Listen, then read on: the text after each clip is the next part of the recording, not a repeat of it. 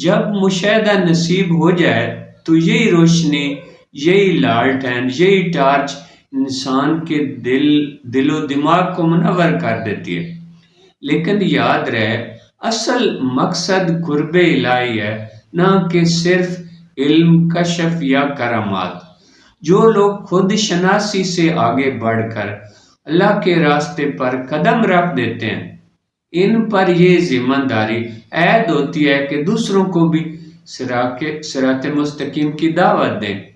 اولیاء کرام بظاہر لوگوں میں رہتے ہیں، مگر ان کے دل ہر وقت یاد الہی میں مصروف رہتے ہیں۔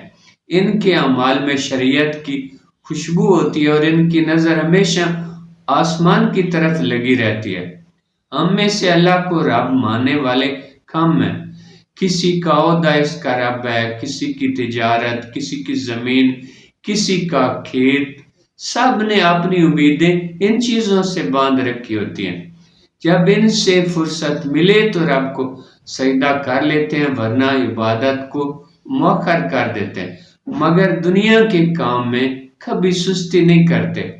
ہم زبان سے تو اللہ کی محبت کا دم بھرتے ہیں، مگر دل میں خواہش جنت کی ہوتی ہے۔ ہم کشف و کرامات کے طلبگار ہوتے ہیں، محبت خدا کے نہیں۔ ہمارے محبوب خدا نہیں بلکہ جنت، حوریں اور عشائشیں۔ ہماری سوچ پر غصہ، حرص، طمع اور لالچ کا قبضہ ہے۔ راہ تصوف ہمیں یہ سکھاتی ہے کہ اصل سکون، اصل منزل اللہ کی رضا ہے، نہ کہ دنیا کی کامیابی۔